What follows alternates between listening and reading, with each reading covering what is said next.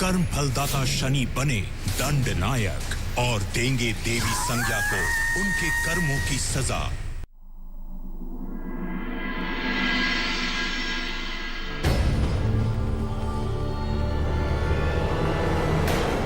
देवी संज्ञा कहाँ है यम? माता कक्ष के भीतर है, आराधना कर रही है। यम, तुम भूल गए कि इसी कक्ष में वो द्वार है जिसका उपयोग करके माता छाया ने वर्षों तक हमें संभाला है, और वो द्वार सूर्यलोक से बाहर जाता है।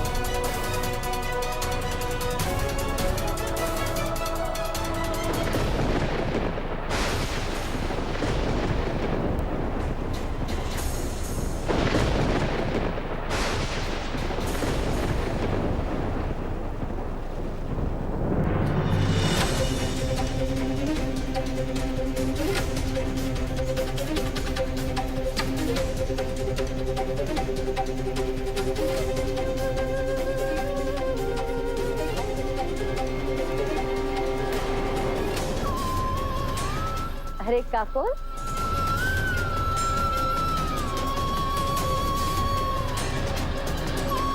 तुम पुष्प नहीं लाए? माता, अब तो साधना कर रही थी ना? हाँ, मेरी साधना तो पूर्ण भी हो गई। अब आशा है फल भी शीघ्र ही मिलेगा। अब मैं विश्राम करना चाहती हूँ, मुझे एकांत चाहिए।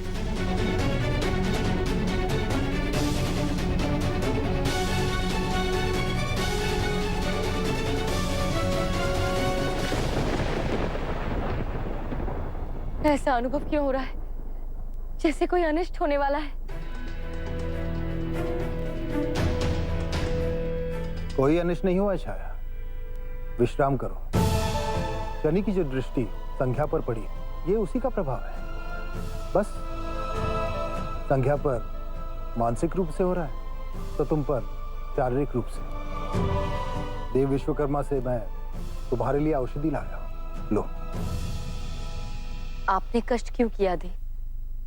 शनि ले आता।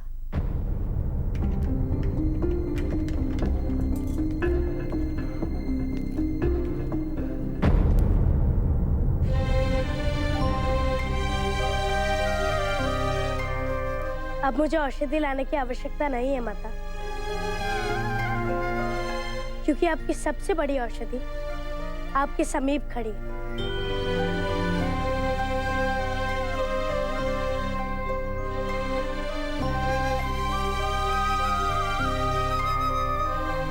प्रथम अधिकार पति का होता है, उसके बाद पुत्र का, क्योंकि पुत्र का जन्म भाग्य होता है, किंतु विवाह एक कर्म है। जब पुरुष एक स्त्री से विवाह करता है तो उसका कर्तव्य हो जाता है कि वो अपनी पत्नी की रक्षा करे, सुरक्षा करे, उसे प्रसन्न रखे।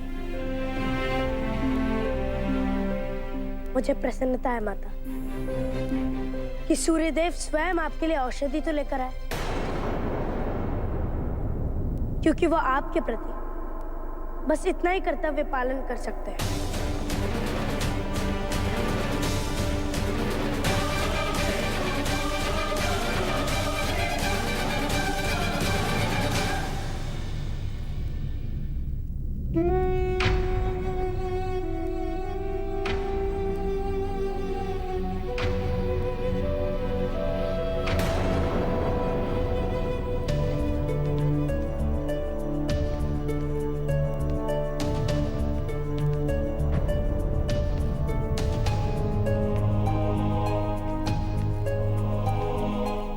शनि, इतनी चिंतित क्यों? सब ठीक तो है ना? नहीं काको, मेरी चेतना मुझे बता रही है कि कुछ बहुत बड़ा अशुभ होने को है। उपवन में तुम पर आया संकट सामान्य नहीं था। कहीं ना कहीं इसका जुड़ाव देवी संज्ञा के साथ है। वो अवश्य किसी योजना पर कार्य कर रही है और मेरा ये जानना आवश्यक है कि वो योजना क्या है।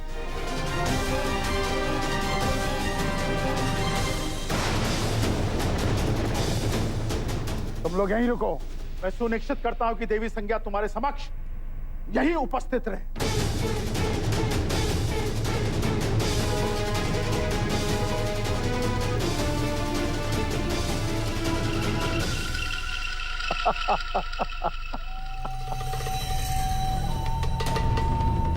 अद्भुत!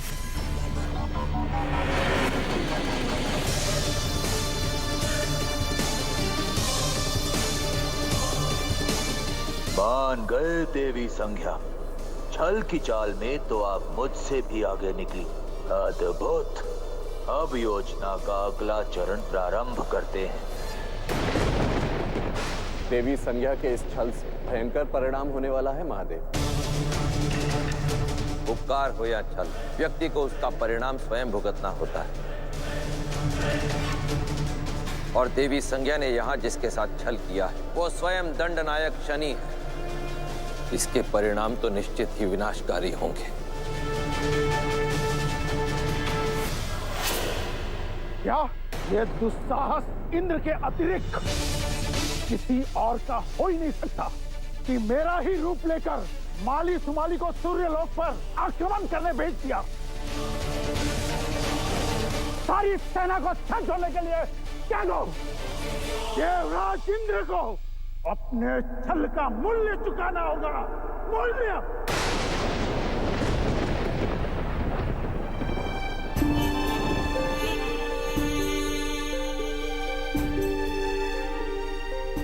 मुझे प्रसन्नता है माता कि सूर्यदेव स्वयं आपके लिए औषधि तो लेकर आए, क्योंकि वो आपके प्रति बस इतना ही कर्तव्य पालन कर सकते हैं।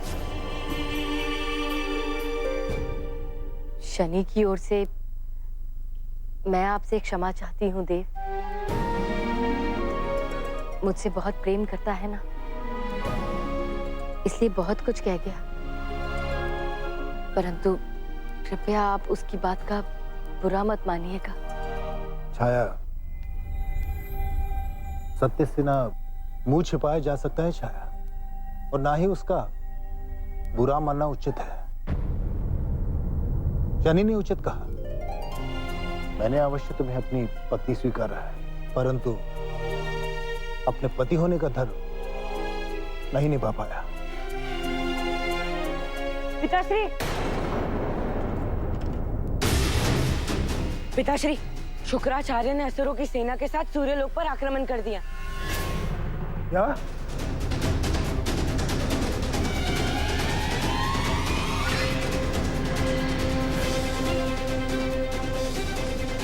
हे महादेव, मेरे पति और दोनों पुत्रों की रक्षा करना।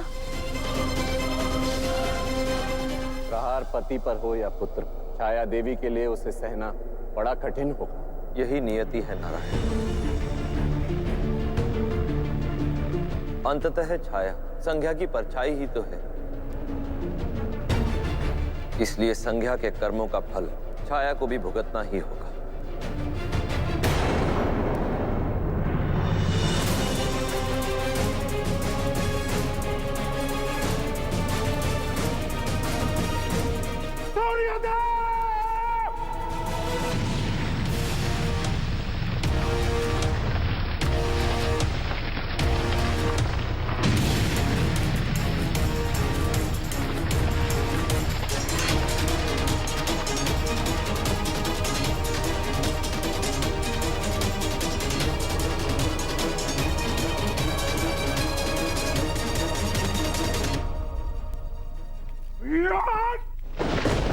महादेव के आदेशानुसार देवासुर संग्राम अब वर्जित है शुक्राचार्य।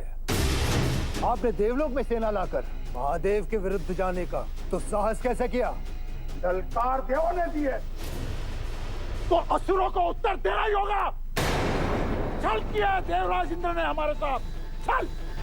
स्पष्ट कहिए शुक्राचार्य। मेरे गुप्तचर असुरों ने माली सुमाली को मेरे ही साथ सूर्यलोक में आते हुए देखा है, जबकि मैं उस समय अपनी साधना में लीन था। आप समझ सकते हैं सूर्यदेव, मेरा ही रूप लेकर माली सुमाली को कौन छल सकता है? इंद्रदेव, मेरे पास आपके आश्चर्य को सहानुभूति देने का समय नहीं है सूर्यदेव।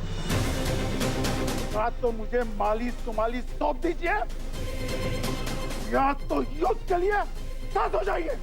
मुझे ज्ञात नहीं है माली सोमाली कहाँ है और मैं प्रहार नहीं करूंगा, परंतु यदि आपने आक्रमण किया तो मैं उत्तर अवश्य दूंगा।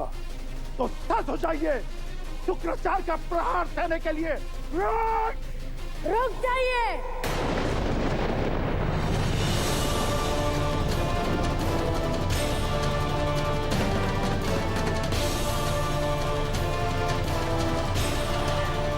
सत्य वो नहीं जो दिख रहा है, सत्य इससे कहीं पर है शुक्राचार्य। यदि ये छल है तो हम सबको छला गया, और यदि हमने युद्ध किया तो उनकी योजना सफल हो जाएगी। तो वो ऐसा चाहते हैं।